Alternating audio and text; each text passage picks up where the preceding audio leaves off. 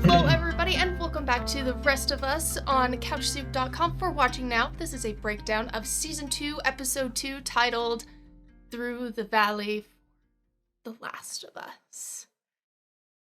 Oh boy, this episode. Man. Yeah, it's a lot. So, first things first, there is a face missing. I don't know whose it is, but I know we're missing somebody. Kidding, we know it's Lily. We love you. Lily is currently on vacation and has not been able to watch the episode yet and is not able to be on camera with us, but I'm sure we'll get some sort of intense, potentially, reaction from Lily when we start next week's episode. So she's gonna be mad. So she's mad. Missing this episode. So mad, missed the Horde episode. She was like, I'm gonna be furious. Oh man. So let's go ahead and get started with our spoiler-free review first. So, Nick, what did you think? Well, right off the top of the bat, spoiler-free, the first thing I have to say about the episode is banger. It was just high octane, high emotions, just a freaking crazy episode all around. I mean, we had so much from action to emotional moments to it's kind of everything the game encapsulates and just meshed into one awesome little episode of TV. It was it was really good. It was really good, and I'm pretty much inclined to just agree in full. There were changes to the episode from the game to the adaptation, and we'll get into details with that, but I agree. It was one of the best episodes, and it gave us a lot. And I don't know anybody that didn't cry. So if you haven't seen the episode yet, make sure you grab tissues for no reason at all. Just make sure you have them. Just bring a pack of Kleenex in with you. Nothing wrong just with in case. That. Just in case. All right, and for viewers, listeners, everybody, this is now spoiler zone. We will also be talking about spoilers for the game, so be aware of that as well. We will do our best to say, hey, this is a potential spoiler for the game, so you can kind of skip ahead a little bit just in case. But this is spoilers for the rest of the episode, so we will go ahead and get started. You've been warned. Okay, so this episode is starting off interesting. I know we both have some feelings on this. We start off with Abby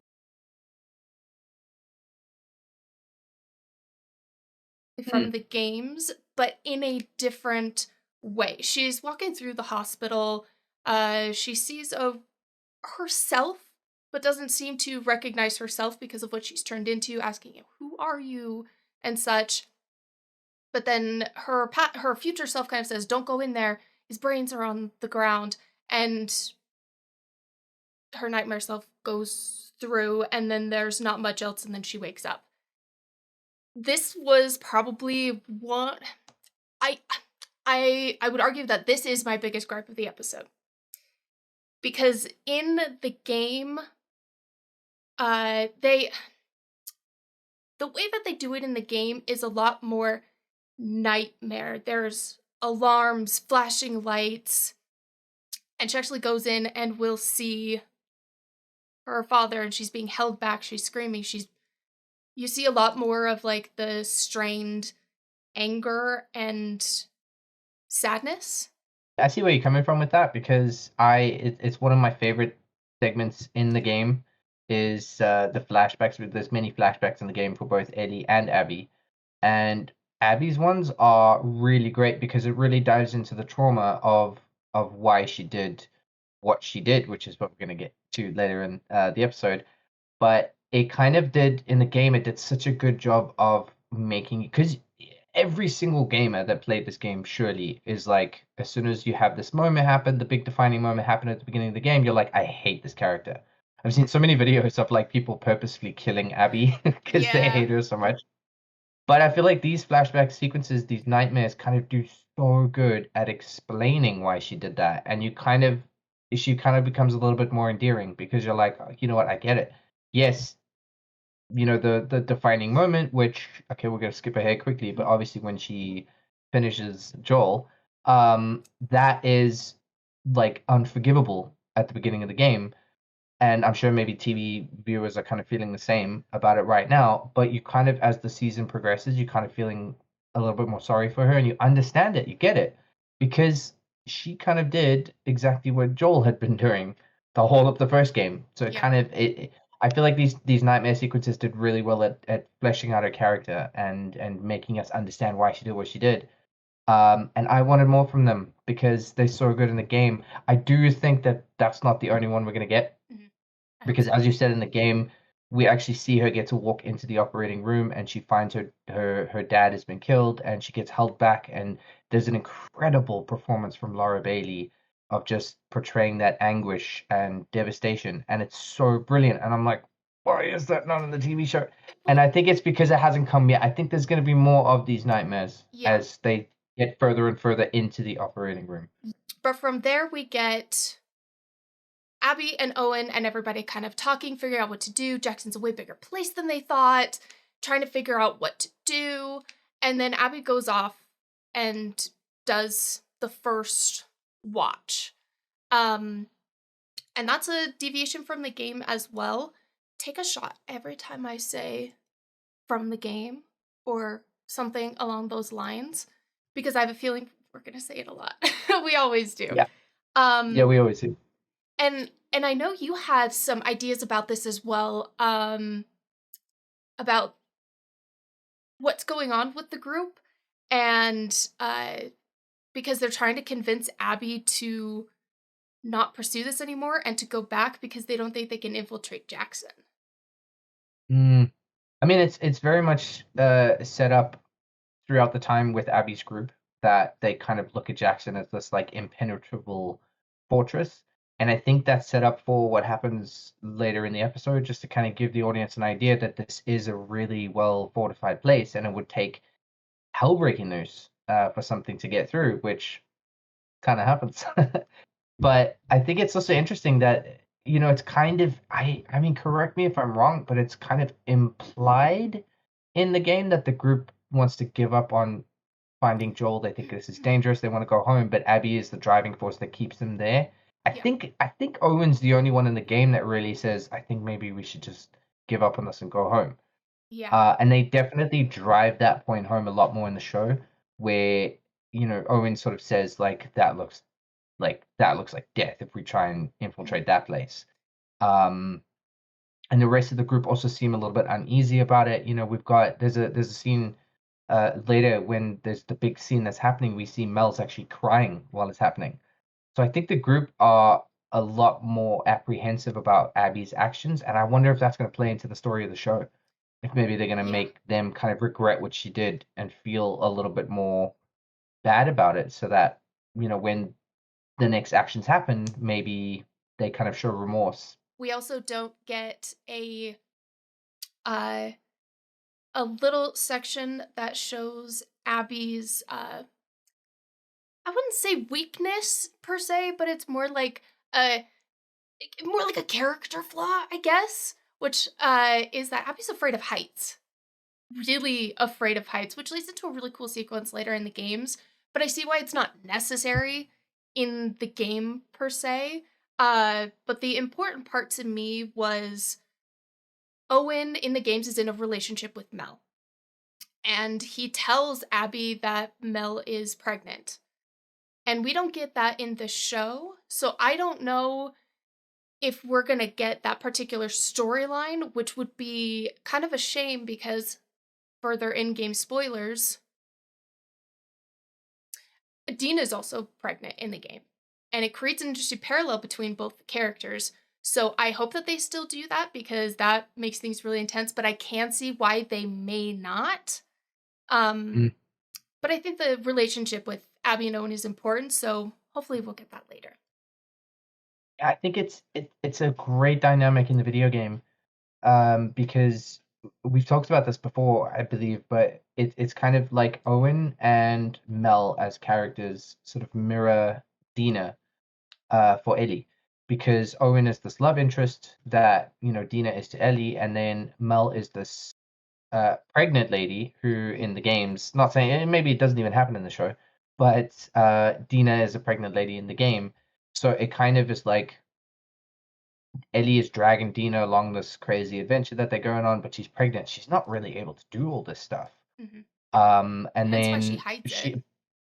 yeah, and Dina's basically caught up in all of this, and then more so on the other side, Mel is kind of caught up in all of this because of what Abby's done. And then she obviously feels something for Owen, and it kind of the stakes are there, and there's a parallel between the two characters that kind of connects them in a way that you understand their motivations Mhm. because their motivations are the same. You think immediately you want to side with Ellie in her revenge spree in the game because her father figure was killed, but Abby's literal father was killed as well. So it's kind of like, how do you side? Because that's what the Yeah. game does so well at making you feel for Abby, because you kind of start thinking, well, I mean, Abby did to Ellie what Joel did to Abby. So it's kind of like, does that make them even? And it's Yeah. all about the circle of violence and vengeance and anger, and it's just so beautifully told. So I love it when they parallel the characters and make them seem like they're coming from that they cut from the same cloth, or Yeah. they kind of in the same sort of spaces. So I really hope that we get to see Owen and Abby's relationship, because that's also a really cute part of the game. It is. I really like that, and having Mel be pregnant also just heightens the tension of things. So maybe it was a choice to kind of focus on the big moment in this episode Yeah. and not introduce too many plot threads. Yeah. But they gotta bring that in because it's They so have to. good. But we leave everybody in the lodge and we go to Jackson, which is the start of something that never happened in the games. Jackson was never invaded by infection. The game creators told us, or not, the game creator and Craig Mason for the show said, yeah, we're going to bring in more infected. Boy, Boy, did did they! they! Boy, did they!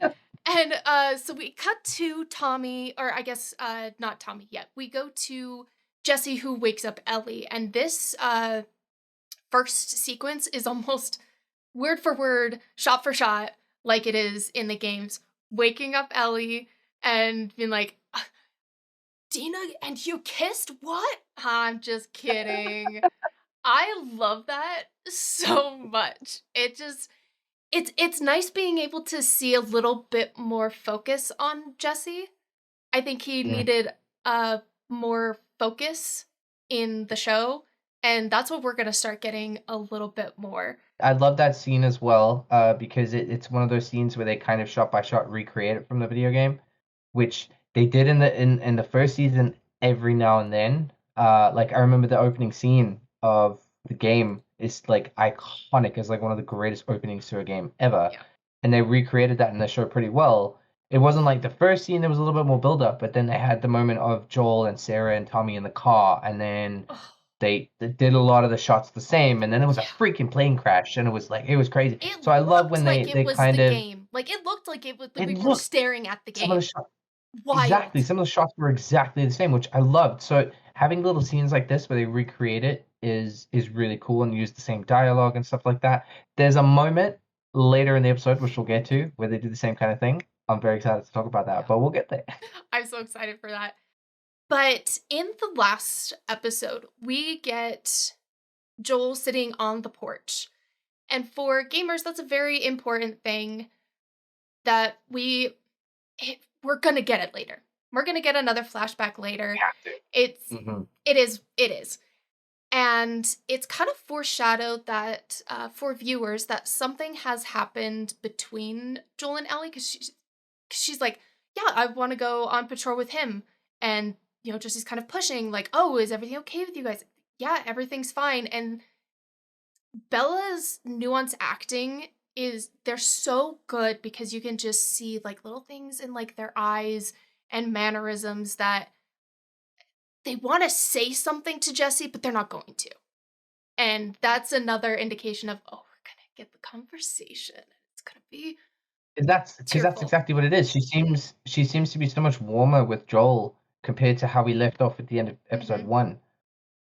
Because she was like, get the fuck out of here. She was like, leave me Yeah. alone. And it was like, ooh, that's been left in a really awkward spot. And then in this one, Ellie wants to go on patrol with Joel again. Like Mm-hmm. it's like, does she want to talk to him? Like, it kind of raised the questions.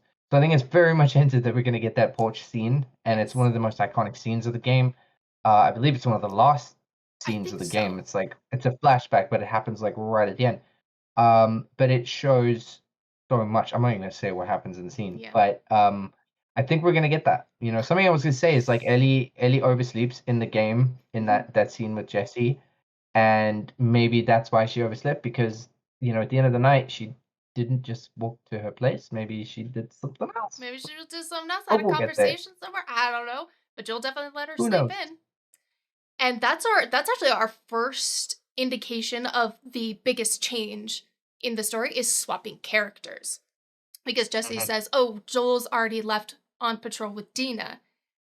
And I will be very upfront that at first, I got a preference at first, I reacted with a lot of Oh, anger and confusion oh, I because hated it. I know Yeah. I was just so mad at first because Jesse and Ellie in the game do not go on patrol together. It's Ellie and Dina.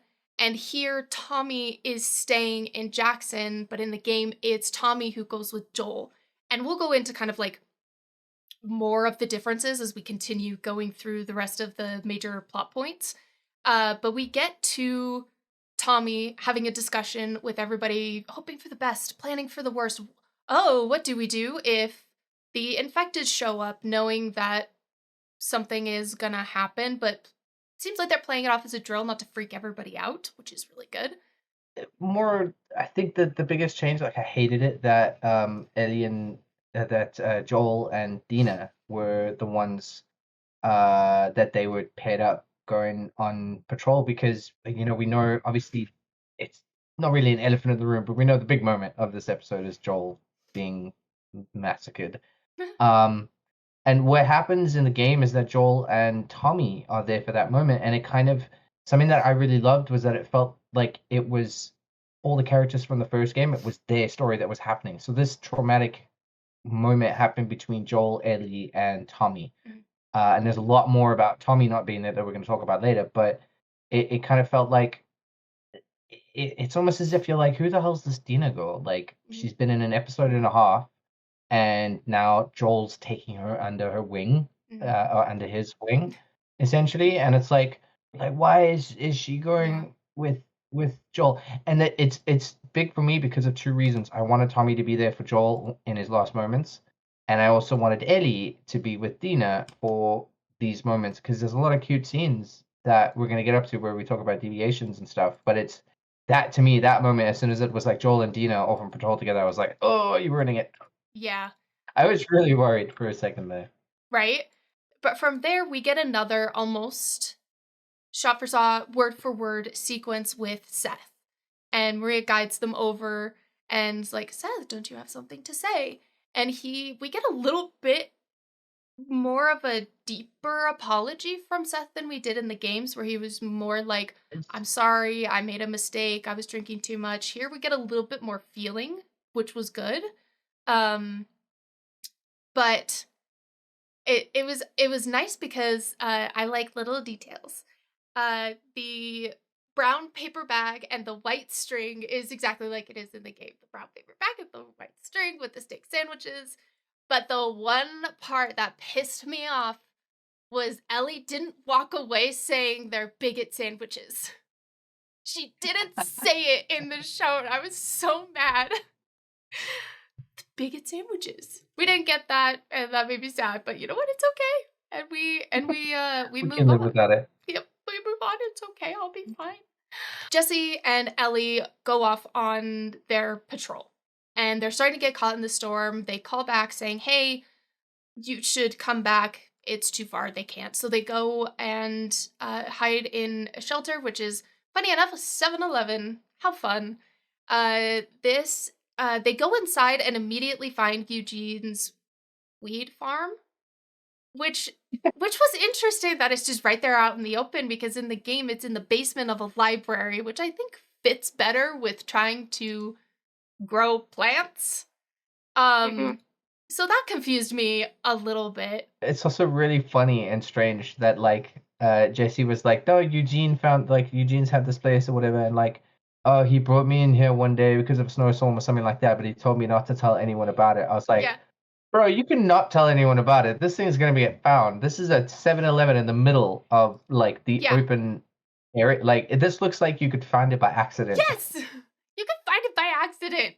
It's so That was the beauty easy. of the one in the game, was that if it was like hidden right at the bottom of Hmm. this building that nobody goes to, it was like a proper sort of stoner's weed den. And this one Yes. was just like, oh hey brother, welcome to the So 7-Eleven. bad. And let's just talk about like everything from from here with Eugene. I know it cuts different places in the show, but let's just talk about like the whole thing. Because we get some cool like exposition from Jesse that they did trolls with Eugene, and that he kind of like was somebody that he hung out with and talked to, and that Eugene used to be a member of the Fireflies, which was news to Ellie, who looks like she didn't know that he was a member Mm-hmm. of the Fireflies. Um, and that he had just, gotten tired of killing and was having a hard time. And in the games too, he's exactly the same. Eugene would attack some of the like settlements against like the government, uh, and do some really intense things. But in the game, Eugene dies of natural causes, a stroke. One of the only people I think ever in the game to do that. But here we get something a little different. We heard a little bit about it in episode 1 from Eugene's wife, the therapist. And Eugene makes some interesting comments about how Joel had to put him down and he couldn't be saved. So I'm curious, what do we think that means? There's so much to unpack with that because like immediately if you're watching something that's like a zombie show or movie or something like that, if you say you had to put somebody down, it's because they're infected and you know that they're gonna turn, right? And it's been what, 25 years since Outbreak Day. So you'd think that everybody is well aware of what happens when you get bit, when you get infected. So it was really interesting for the therapist to have that sort of reaction of kind of like she was crying. She was obviously very devastated that, her husband Eugene had been killed in the way that he was.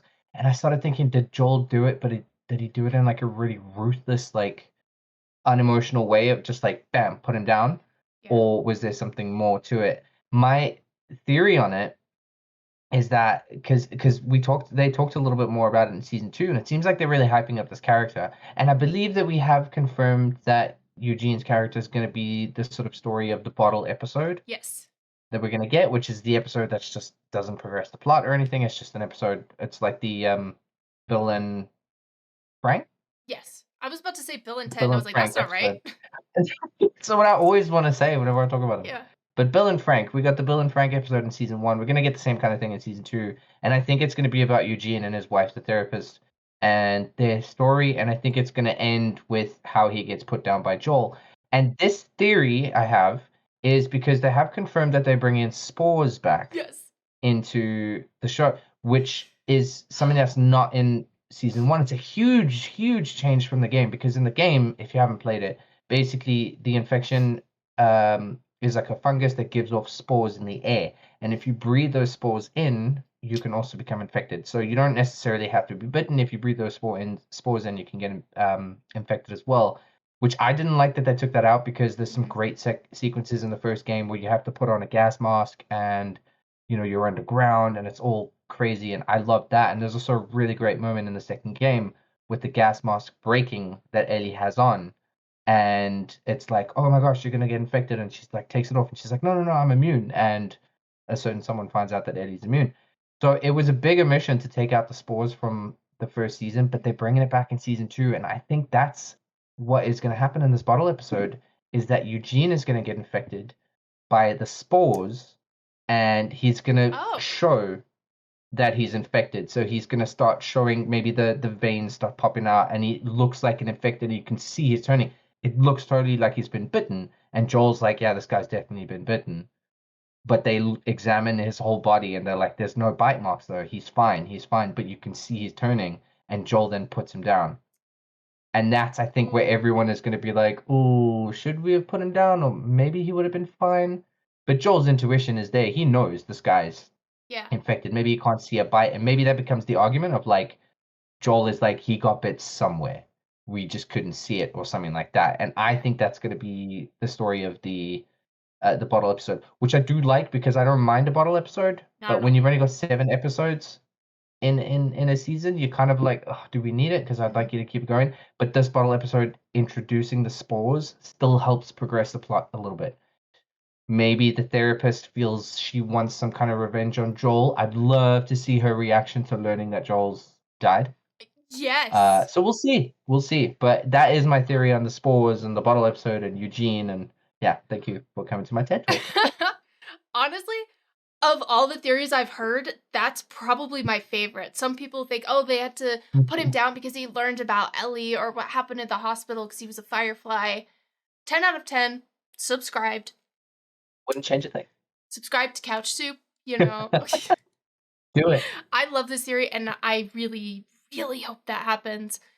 But a couple of just like small things that happen in this location is Ellie finds the bong mask, which is also from the game. She finds that as well. I thought that was a lovely little Easter egg. Also finds Eugene's firefly badge, or I guess necklace that has his number on it. So we're gonna have some fun things coming up with Eugene, so I'm excited about that. But by the time the sequence ends with all of being in this area, they find out Joel's missing, and that's when they leave to go. If we kind of go over to Abby, who sees a patrol that is most likely Joel and Dina, or do we think that's It's probably them. I think that would make sense.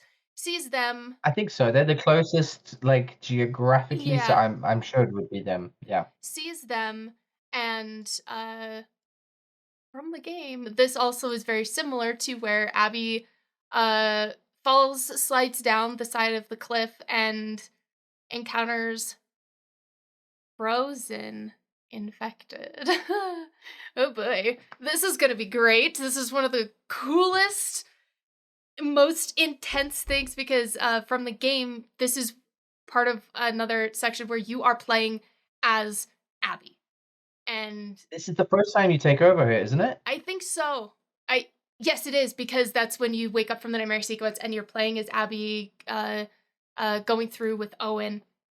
And so you're going through with these infected, and this shit is wild.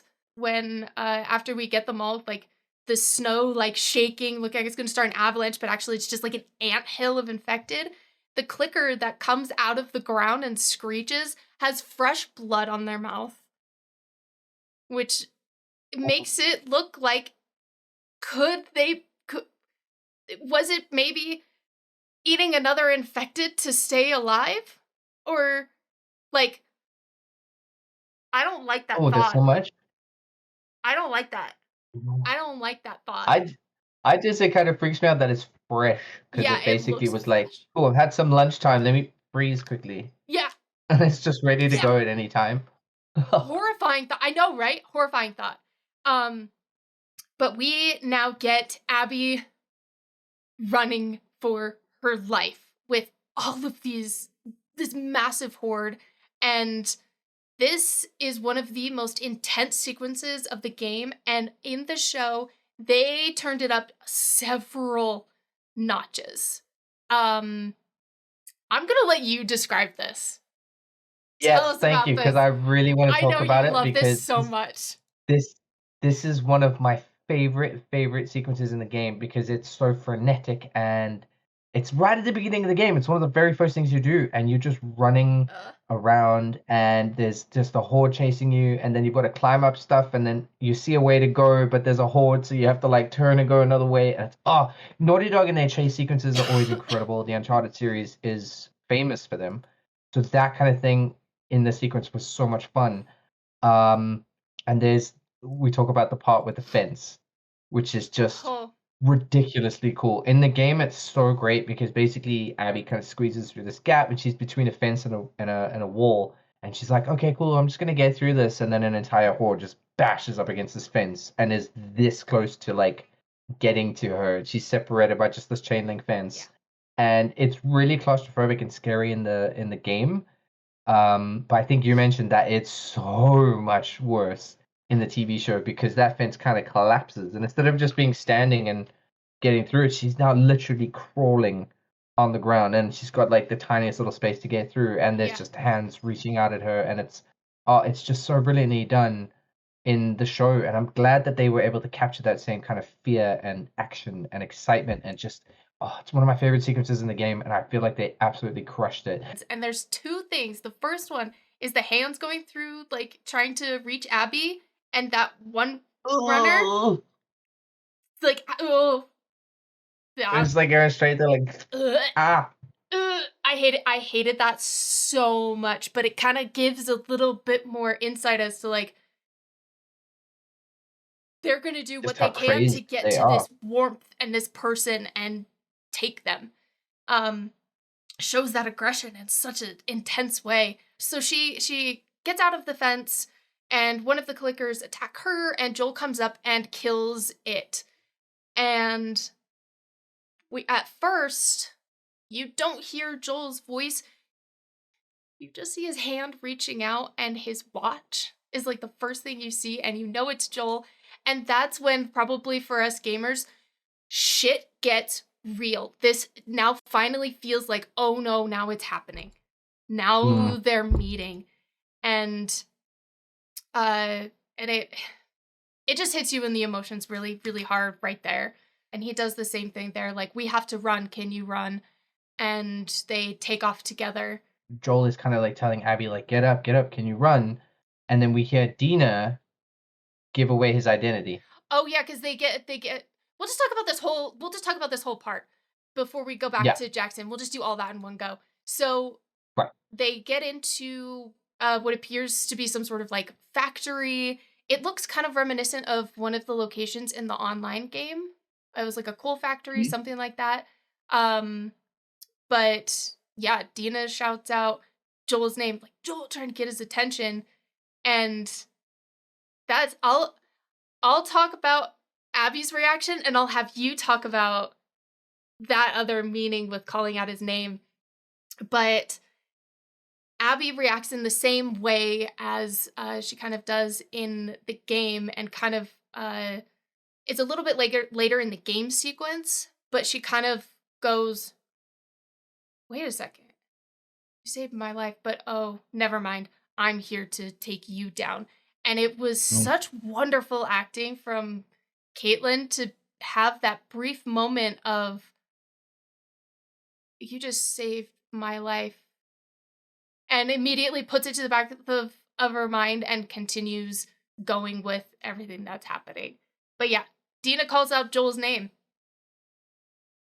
That I think all three of us in episode one were worried about is that we might not get that moment for Tommy Mhm. because in the game, Tommy is the one who initially reveals Joel's identity to Abby. He kind of I think while they're still busy trying to get to the lodge, Mhm. Tommy sort of says to Abby like, "Are you okay?" He's like, "Okay, my name is Tommy. This is my brother Joel."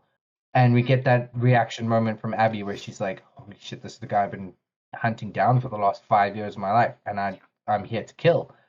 And she's like, "There's a really cool gameplay sequence that happens there where Abby basically, yeah, you're playing as Abby, and you basically have to work with Joel in order to survive Yeah. that situation." I think it's so clever that they did it that way.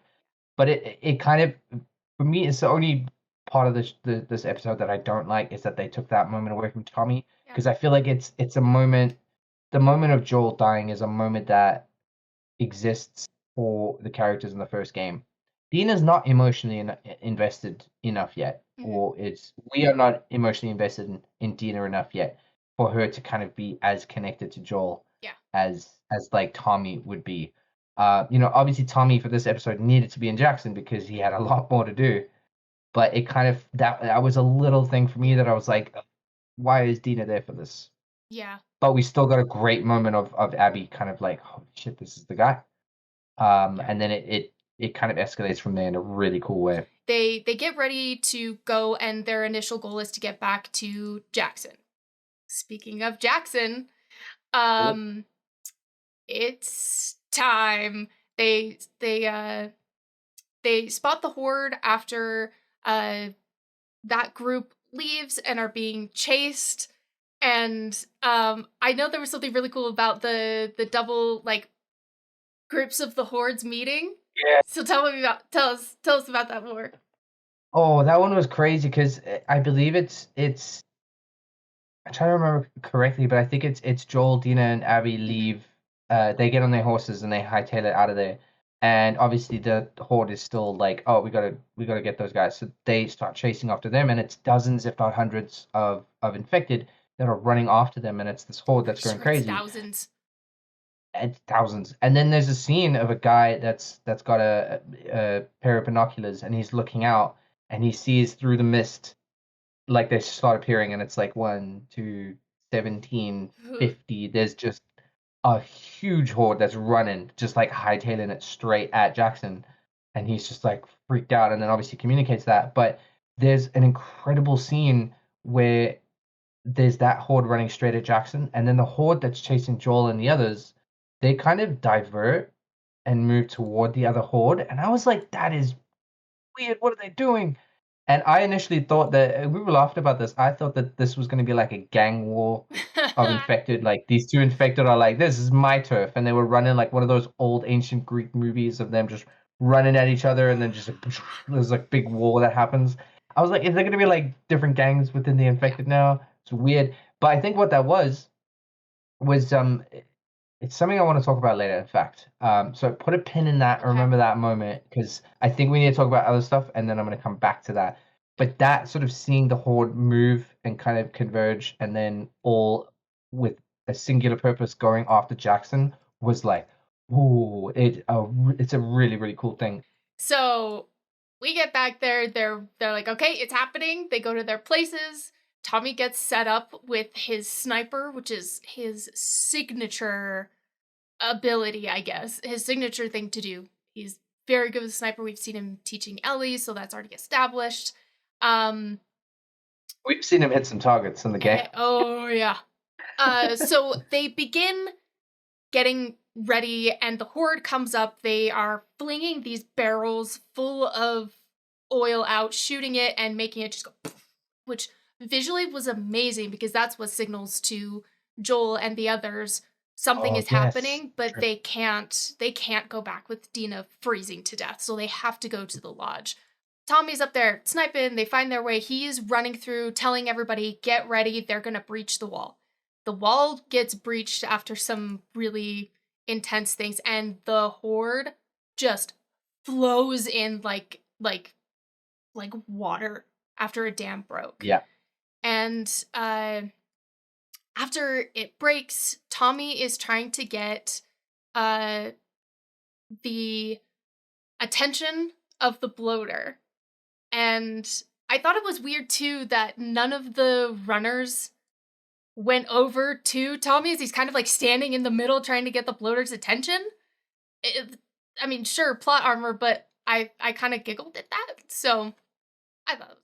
That's where I was going to bring it back, right? So Okay, the little okay. pin I said was that's kind of the moment. So there's where I feel like the infected are kind of smarter is because it was set up in the first season where they said that the infected are kind of like this hive mind, right? So there's a moment with with Tess, I believe, where she puts her hand on the ground and it's on like those tendrils, or an infected does that or something, and all the infected kind of wake up and they know exactly where to run to.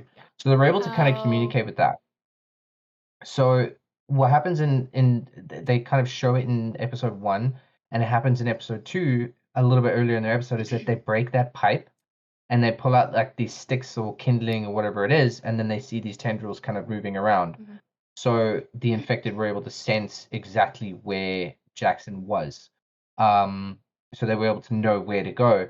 And then they kind of bash on this wall and they're all getting lit on fire, and it seems to be working. And then all of a sudden they shift to like another point where there's no fire, or it looks like it's weaker, and they start working on that. And then they kind of make way for the bloater to come through, who then breaks through the wall, and then kind of he makes space for everyone to flow in.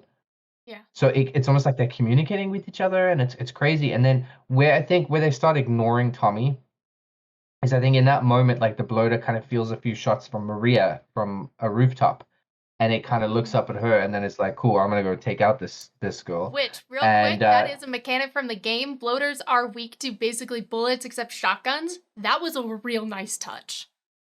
it was totally. All you do is get their attention, essentially. It's a little tickle, and they're like, "Oh, I'm gonna go kill you now. I'm gonna go rip your face open." R.I.P. Jeffrey Pierce. Jeffrey Pierce. Well, he's not dead. His character is. His character's dead. But Tommy then distracts it again. It shoots it a couple times, and then the bloater kind of looks over at him. And I think in that moment, like as the infected start running past the bloater, all the infected just seem to be like, "Okay, we got you. We'll leave that guy for you." Okay.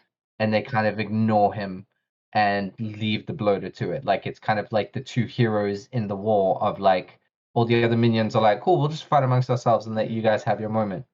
And then obviously the bloater starts going after Tommy. So I think that's because they did say that at the end of episode 1 where Ellie was like, she encountered that stalker and she was like, this is like a smart infected. It's almost as if they're evolving, which is kind of a natural thing to do in a zombie type show or movie, is to kind of evolve the infection in some way. Yeah. So I think this is the show kind of doing it, which I don't like zombies and infected and stuff like this getting smart. I think it's silly. I think it's stupid. But this, I feel like, was done really well because they're not smart. No. It's more like they're just organized now. Okay. And it's because they have the hive mind and they can communicate. There is an element of like organization to them. Instead of them just being smart, like I know how to beat you. It's like I'm gonna try different ways to beat you, which I think is kind of nice. Yeah. Okay. I could get behind that. It's not so silly anymore. And I'm not above admitting or changing my mind. And I can get behind that. I think that's a smart way to do that with their communication. We get a bit too, before we talk about the best bit of Jackson, we get a decades-long question answered of who let the dogs out. It was Maria. She did it. Which was great. And the dogs too, is so great in the games because the WLF, I don't think the Scars use them, but the WLF train and do things with dogs. And there's a mechanic in the game where the dogs will attack you, bite off your face, tear at your neck. And good news to everybody out there, in case you didn't know, animals cannot be infected by the cordyceps. And it looks like it's still true for the games. So the dogs are okay. If they get bit or something happens, it's fine. They'll be okay. Something about their ecosystem, something, I don't know. But as long as they're fine, I don't care. And fighting the dogs in the games is the worst part of the game. I don't like killing animals in games unless I have to. So if there's like a sequence, like when I first played, I was like, I'm not killing this dog. I'm gonna let it kill me first, and then I'll start it over. I don't care. So I will go stealthy and try not to kill any of the dogs. I can't do it. I did that every single time. Like I'd have a shotgun ready, and I'd be like, you know what, I've got to get over this. And I'd see the dog around the corner just running at me, ready to bite my face off, and I'd be like, nah, accept it. Restart the encounter. Yep, I'll go through it and I just stealth. We'll do it. Yeah. I just stealth my way to that point for like an hour and a half, and I'm gonna lose all that progress. But I killing a dog. I'm not gonna do it. Oh, I'm so glad I'm not the only one. Comment below if you are also like that, and if you're not like that, I don't like you. So then we get to the bloater, which this sequence is such a gamer perspective, except for one thing. Tommy gets a full, like, 2 tanks on his back, whereas us in the games, we get, like, maybe half a canister. So, lucky Tommy, who gets to do that, but gets the attention of the bloaters, moves around, finds he's cornered, and just continues to just let that flamethrower go. Unloads the flamethrower. And it feels exactly like you do as a player. That's what you do when you encounter a bloater, is let off that fire and just hope and pray that, like, when you've run out of, the canister, your bullets aren't going to do much. You're probably out of shotgun ammo. You're kind of just, like, hoping that the lasting burn takes out the bloater before it can get to you. And that's what happens here. Is he's laying there kind of like, I'm gonna die. And then it kind of goes, and then dies. And the moment of relief Oh, is it's one of so the great. greatest But feelings. it's done so well because it really is exactly how you experience that in the game. Like I was thinking throughout that whole sequence, this is exactly how I deal with the bloater. I set it on fire as much as I can, run away a little Yes, bit, set it on fire again, run away a little bit. And it dies in exactly. the same way because it was like walking up to him and eventually goes, and you see all the burns and singe marks and stuff, and then it falls to its knees and then dies. It's exactly how it does in the game. So I Oh. like that accuracy to it. And now we have to get to the most difficult parts of the entire episode. Here we go, people. Strap in. Here we go, guys. Major spoilers. If you, for some reason, made it this far not thinking there were spoilers, I don't know how, but just in case, spoilers. Big spoilers. Super big one. They get to the lodge. Joel is trying to call to Tommy, like, we're okay, something, but is not able to get through. And that's when Abby tells them, this is Joel.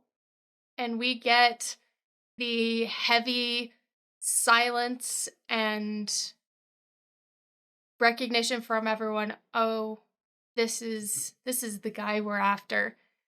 And Joel turns around and we get a little lovely sequence and him getting a shot in the leg with a shotgun.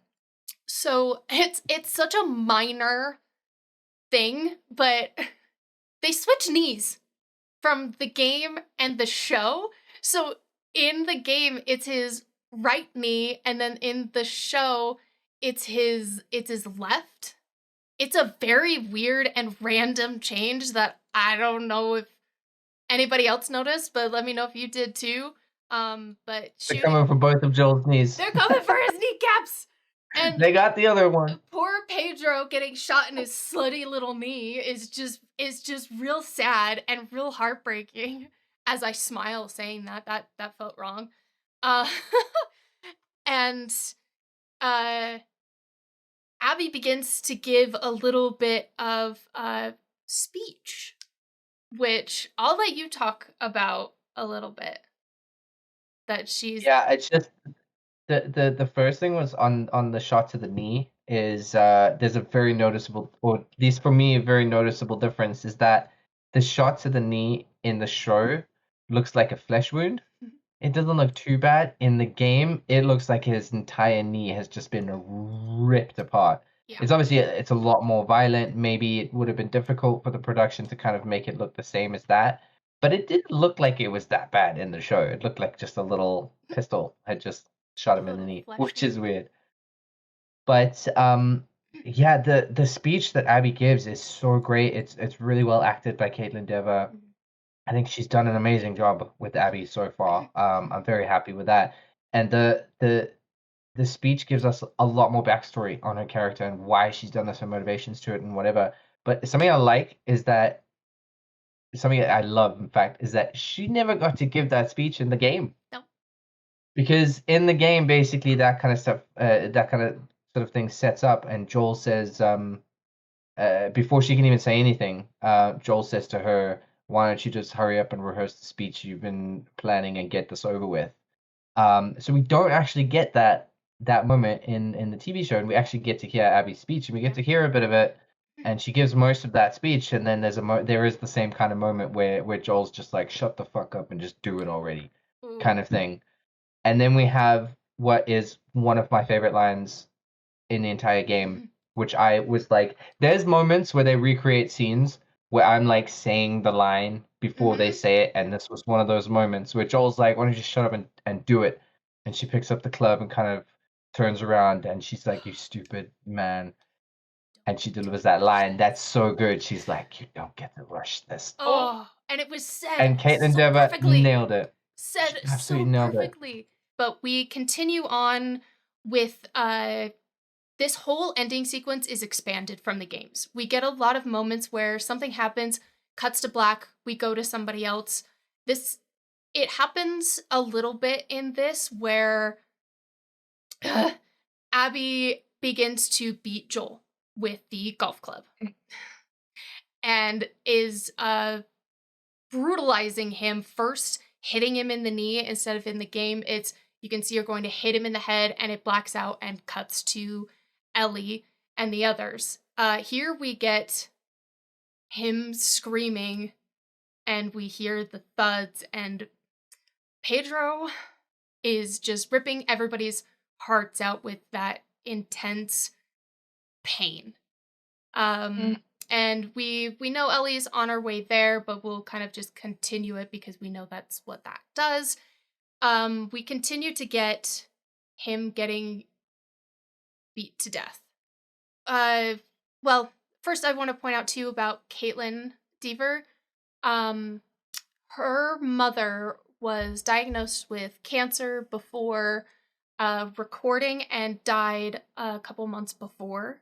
And during Abby's speech, we see an probably some of the most incredible acting that I've seen is the intense pain through the way that she's delivering this speech, the anger, the sadness.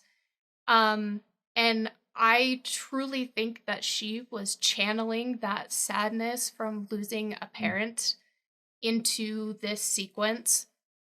And great on her for being able to make it through that. That must have been extremely difficult to do. And it came off exactly as we should. We could feel the pain and the hurt and the anger. And that was really great. I've been talking a lot, so I'll let you kind of help us lead into the next bit of events. While all this is going on, we've got Ellie, who obviously her and Jesse are in that the very well hidden weed bunker. So well hidden. And they obviously hear everything that's going on, and they hear that they haven't heard from Joel and Dina.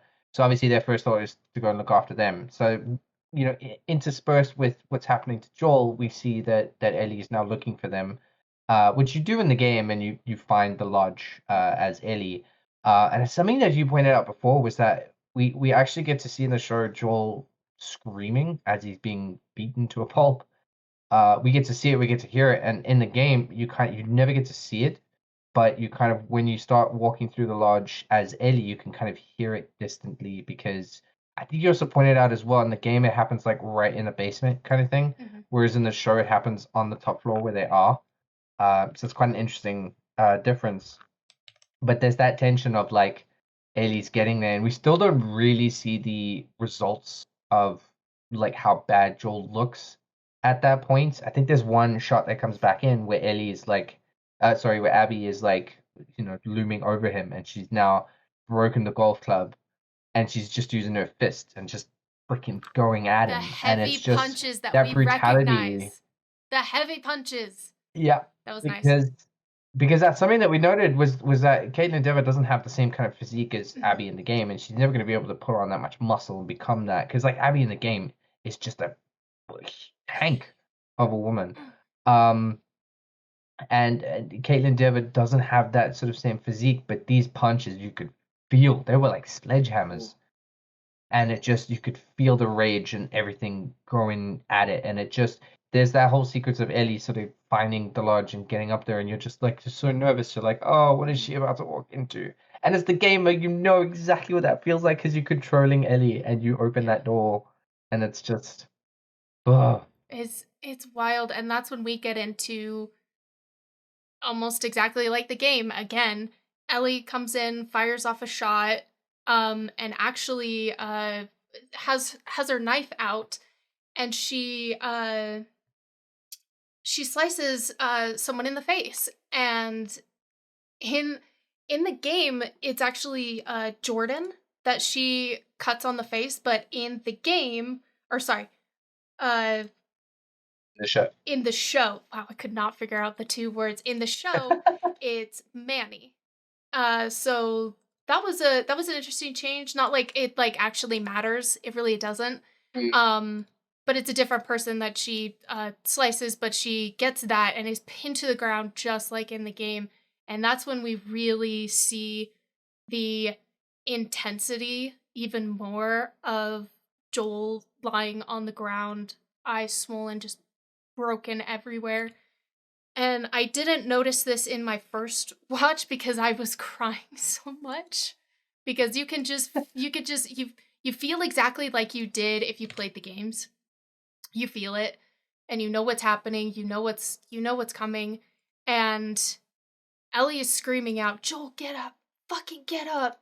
And you can see Joel just like barely lifting his head and his hand, and he tries to get her and listen to her, and that made things even worse for me because you don't get that in the game. You see him kind of like still looking at her, but you don't get a physical representation of him actually trying to get to her. Yeah, that was something I really wanted to talk about because it's so beautifully done in the show where you can see him moving ever so slightly, like it's ever so slight, but you can see him moving his hand and his head a little bit. And in the game, we don't get that, but I feel like it's kind of it's something I was thinking a lot about the show is that it's done differently, but it's equally effective because in the game he doesn't move at all, but you can kind of see him sort of breathe out, like he exhales one last breath kind of thing. Where Yes. you can kind of see his cheek move slightly as he kind of goes, and it's literally because he physically cannot move, but that's the only thing that Joel can do. And I feel like both moments are really, really, really effective because any other person, any other man would just not be able to do anything and would probably have died already. Yeah. That That was that is that is the tough one, but it's such a beautiful, it's a tragically beautiful scene because that's also such a beautiful way for Joel's life to end. yeah. Because a lot of people hated that Joel died so early in the first game. They thought it was an undignified death and it was all these things. Yeah. But my biggest defense of that moment is that Ellie needed an inciting incident Mhm. for this game, and what better inciting incident for a revenge to her than to kill off her surrogate father figure? When people hated the fact that Joel was killed so early in the second game, I said I don't think it's a bad thing because the thing is, and why this moment that he's the last thing, sorry, that Ellie is the last thing that Joel sees before he dies, why that's such a tragically beautiful moment is because Joel's story is finished. Mhm. Joel's story is the first game. His story is finished. He would only be a side character going forward because now the story is about Ellie. They needed the death to be visually final. And I think that's why they changed his death slightly, Right. is to leave no hope for anybody that Joel Mm. is alive or can recover. I think they needed that. And I think that that was actually a really good change because in the game, it's very clear. It's very clear that That he is is very dead. yeah. But with how TV productions and stories work, I think that needed to happen. And something else that's different and kind of an elongated part of this episode is uh, Ellie in the games gets kicked in the face, knocked out, and everything cuts to black, and we get a slight time jump. Here, they knock the wind out of her, so she can't speak, she can't really do anything. Um, and I know you had some really beautiful thoughts as to the rest of this scene, so I'm gonna hand that over to you.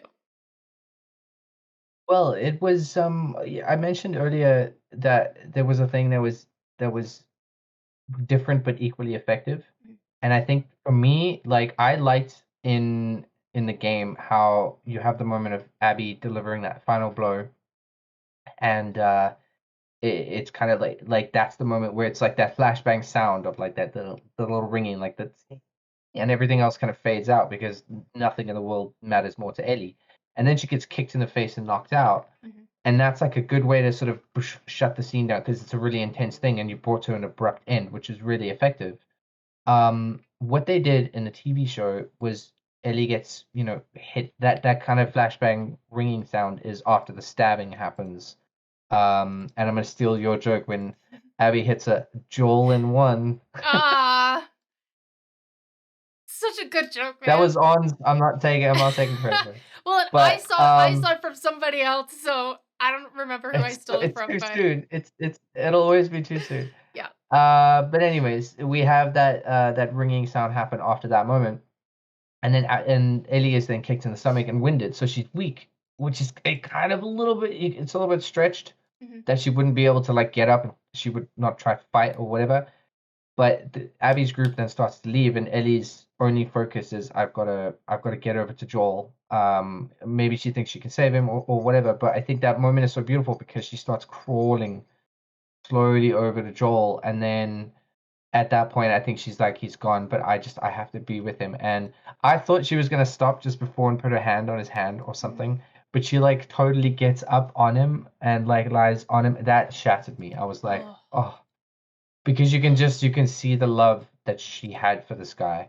As difficult as their relationship was, we're gonna learn how it gets a little bit more difficult, but it just that moment was so beautiful. And where I say it was different but equally effective is that I felt like the scene kind of is so intense you want an abrupt ending, but at the same time this leveled it out nicely that you can kind of feel it and it lingers and you can feel the heartbreak. And Bella Ramsey's performance is incredible, and it's just the brutality of it, the way she pulls the golf club out as well, and it's just it's really well done because you feel that trauma. I feel like maybe we kind of didn't get to linger with it in the game.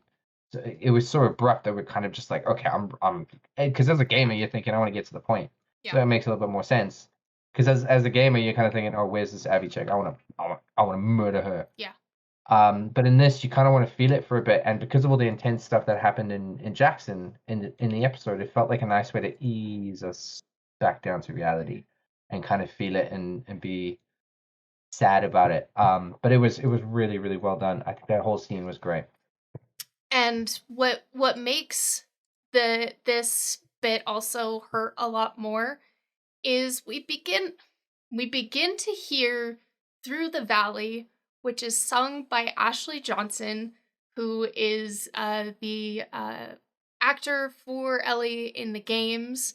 And you had a fun Easter egg about this as well. I did. Yeah, I forgot about it for a second, but I remember it now. I was like, I'll remind you. The song, yeah, the song that Ashley Johnson is singing is the song that Ellie plays in the very first trailer for the second Last of Us game. She's in a house or something, and she's tuning a guitar, and she plays this song, and there's shots of the fireflies or whatever, and then Joel walks in, and he's like, "How you doing, kiddo?" And then she turns to him and kind of says, "I'm gonna kill every last one of them." And it's such a good trailer because it's like, oh, why does she want to do that? And Joel asked her that, so we have no idea that Joel's involved in this. Yeah, but it's such a good trailer, and that's the song that plays in the trailer. It's sung by Ashley Johnson. It's amazing. It is. If that didn't shatter, if as if none of this episode had shattered a gamer before, this should have. And if it didn't, watch that trailer again. Yeah. But for this, for the ending sequence here, we have Abby's group has left. We wonder what's going to happen next with them, which obviously we'll get some answers later. We see Jesse's horse, well, not just his horse, him and his horse, getting to the lodge where they're going to get everybody and Joel's body and take him back. And Ellie looks back at his body as they're, I don't want to say dragging his body, but they are. Back we see, yeah, kind of brutal, but it is. Yeah, we see everything in Jackson has kind of settled through. Of where we end the episode is Ellie looking back at Joel's body. So with the episode coming to an end, there's one last quote I want to read about the everything happening in episode 2, which, congratulations, Lily, you won the bet. It happened in episode 2. He says, so he's asked, why do they do it in episode 2? And Mason says, there's a danger of tormenting people. It's not what we want to do. If people know it's coming, they'll start to feel tormented. And people who don't know it's coming are going to find out it's coming because people are going to talk about the fact that it hasn't shown up yet. Our instinct was to make sure that when we did it, it felt natural in the story and was not some meta function of us wanting to upset people. 10 out of 10. That is a fantastic way to do it. Very well said. And I agree. So everything is wrapping up, coming to an end. We have an episode next week. We're excited for episode 3. But before we leave and part ways, what is your rating of this episode, Nick? Ooh. Well, last week, if you'll remember, I gave the episode an optimistic 7. Because I didn't love the episode last week, but I was very optimistic with the things that they were doing with the episode, and the things that I was optimistic about were totally delivered on this week. I feel like we got a lot more action, we got a lot more infected. There's critical moments of the game that were done in this episode, and they were done well. They were done, as I said a couple of times, they were done differently but equally effective. I loved how they treated Joel's death. It's the most important part of the second game because it sets everything in motion. And I like where they're going with the season so far. The action, the emotion, the acting, all of it really, really great. So I'm gonna like we said, we're gonna save our 10s for after we finish the season to maybe retrospectively do that. But this episode was a freaking banger. It gets a 9 out of 10 for me. And you know what? I think despite like some of the things that I've said about like my reservations, issues that I might have had, I am starting to understand more and more why they made the changes that they did. And especially being able to see a different perspective from non-gamers as well for the show, I think I'm inclined to agree. And honestly, a lot of gamers of playing The Last of Us have been saying almost overwhelmingly that this is one of the best episodes of the series, and they love it. And I think I'm going to agree with your rating because I've been able to change my mind a little bit. and I think that it gave more exposition and it gave more emotion to Joel's death, with specifically in regards to his beating and his torture and those heavy punches and the purely stunning, heartbreaking acting. I think I'm going to agree with the 9 out of 10, but if I was scoring it with my reservations, it would be a 7. But I'm not going to let that hinder until I get the full picture. So I think that's where I think we're going to agree on that one. So it'll be interesting to see what Lily's rating is going to be. So everybody, I'm going to need you to tune in next week where we're probably going to get a little snippet of that from Lily.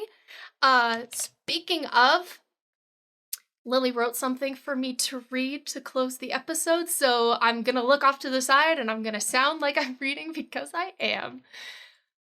Here we go. All right, so this was the Rest of Us crew discussing the second episode of The Last of Us Season 2. We will be back next week, and until then, check out our website, CouchSoup.com, where we publish fantastic articles about movies, games, whatever your heart may desire. Don't forget to subscribe to our YouTube channel so you never miss out on new episode drops. Like, comment, and tell us what you thought. This was Nick and On. See you next week with Lily K returning. Until then, endure and survive. Endure and survive.